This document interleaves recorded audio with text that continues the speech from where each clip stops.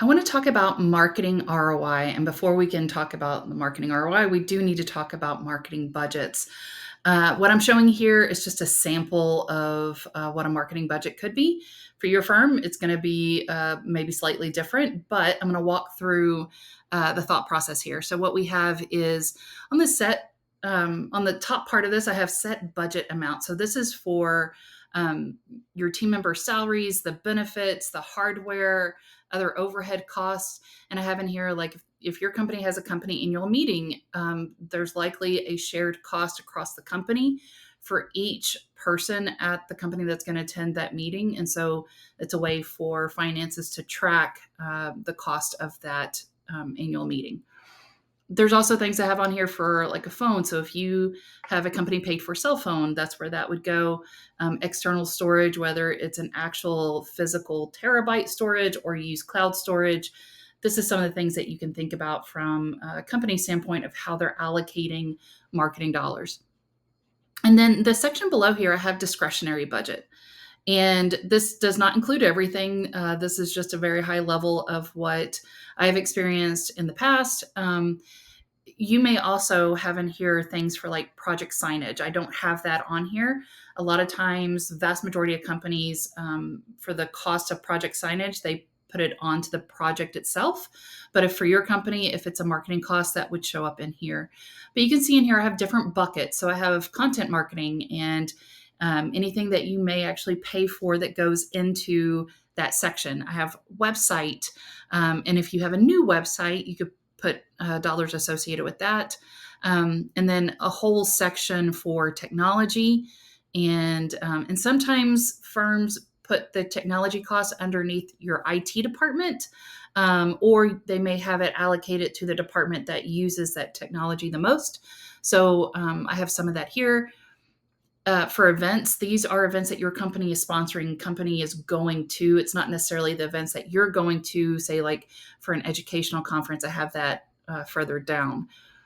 Advertising. So if your company does any kind of search ads or social ads or print ads, I also have in here third party ads. And what does that mean? That's if you buy, say, like a quarter page ad in a trade magazine, that would go into this bucket. PR and media relations. So it costs money to send out a press release on the business wire. So it's whatever that is amount is for. You also have award submissions. A lot of companies do that. You need a budget for it. Direct mail and printing, employee training. This is where, if you're going to a conference for your educational needs, this is where that cost would go in. Professional services. So if you outsource anything, consultants, freelancers, you would put that in this bucket. And then also equipment/other. And I put in here, like if you have a marketing camera, if you have a marketing printer, shipping costs to send things to people in other offices or to project sites, that would all be underneath here. And then also I do account for employee morale. Employee morale is important. You definitely want to make sure you have a budget line item for that. And you're going, okay, Julie, this is great. I see all this stuff. How does it actually work? In the whole idea of marketing ROI. So I'm going to show you. This is where I've plugged in numbers to make this worksheet come to life. Again, these are just plugged in numbers. They're not actual numbers from anyone's company, but I'm going to walk through it. So what we have here is this is based off of a one person marketing department. So you have the base salary. We have a potential of a 10% bonus. Also going into benefits, and again, this is going to be different for every company. If your company does a matching retirement amount, you have that here. You also need to account for PTO days. So PTO, sick leave, vacation time, all of that, holidays, that's accounted for here. And I just threw in some numbers for laptop, cell phone, external storage, as well as the cost of company annual taxes. I also included in here taxes in here for just employee taxes that companies have to pay. So if you're an employee and you're looking at this and say, I have a $95,000 salary, the actual, I'm going to say, burden to the company is $144,000 once you start to take into account all of the benefits and the set budget costs, the hardware and everything for an individual employee. And we're going to get over into revenue impact and ROI in just a second. Whenever we go down to discretionary budget, this is where I threw in some numbers of for content marketing. Let's say that me as a marketer, I'm going to spend $20,000 on photography and video, whether that is interviews or project videos, whatever it may be. I have to outsource that. You can put it here. You can actually put it down below where you may outsource some things for marketing. But I also like to be able to track this stuff. And so for this example, I said, hey, I'm going to spend about $20,000 in photography and video. And in relation to that, because we're using that photography and video to maybe win work on with a new customer, we're showing the brand of the business to an industry association. We're building the brand at that point. And if I were able to track this within all of my marketing tools, I can say, we actually made about $2 million off of videos, testimonials, things like that. And that actually gave us a 9,900% return on our investment. And so for me as a marketing leader, I'm going, hey, that's a really good investment. We should do more of that. So maybe the next year we're saying, hey, we spent $20,000 last year. This year we want to spend $30,000, and now I can start to track the return on the investment and less on what we're spending and more of how are we using that content to generate more revenue for the business. And again, same type of mentality that I go down with blogs and white papers. What kind of revenue can we generate from that, especially if we're going to use maybe a case study in a project pursuit. And so there's things where you can start to capture like, hey, because we did this thing, it was able to bring in additional work for the business. And again, you can see the ROI here. There's going to be some things that maybe is not easy to track what kind of revenue was generated, but it's still necessary to do for marketing purposes. So let's say that you do outsource SEO services. Maybe you have your own software and you're doing it yourself. I plugged in a number here for $5,000 for SEO services. That helps us make sure that our website is up to date, that we're tackling the right key phrases and keywords for our SEO purposes. But I can't really track what the revenue is based off of that. Hosting and maintenance, it's a necessary evil if you have a website. But again, not really associating revenue dollars here. So as you can see in this example, I have done that with all of these different things. And you may say up here, Julie, our CRM doesn't generate revenue. Your CRM does not. The data that is in the CRM can.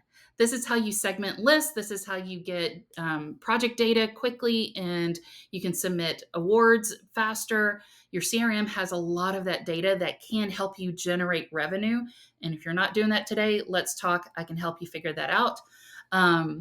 And then also like your email marketing platform, same thing. You can generate revenue through email marketing. If you have a project management platform, maybe you don't recognize that you're generating revenue from that tech, and that's okay. It's still a cost to the business, but it may not be a revenue generating element of your budget.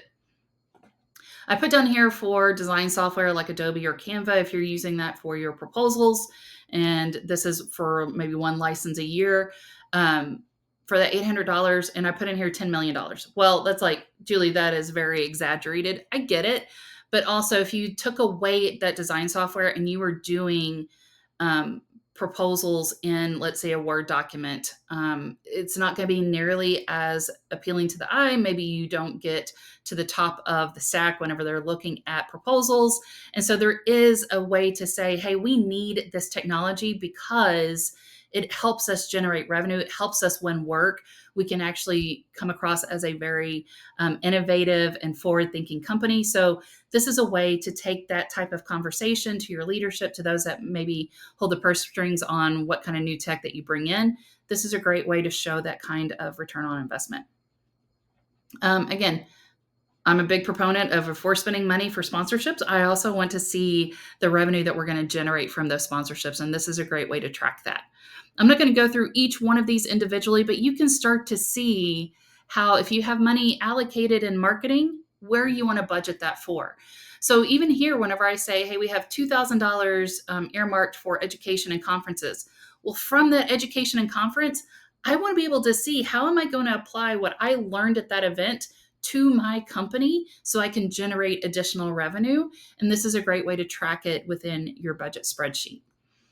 You also have things down here, office supplies, shipping cost, and then this is where I have the employee morale. $600 is for the year. Your company may have more, your company may have less, but I'm a big proponent of having that as a item on your marketing budget. So subtotal, this is what we're spending in discretionary spending. So if your company needed to pivot, maybe make some budgetary cuts, this is what you could possibly cut from marketing. Now, some of these are already going to be things that you already spent, like your website hosting. You may have already paid for that and you're not going to be able to cut that back. But there's some wiggle room here out of your entire marketing budget for a one-person department of $365,000. You have just over $200,000 that you can modify.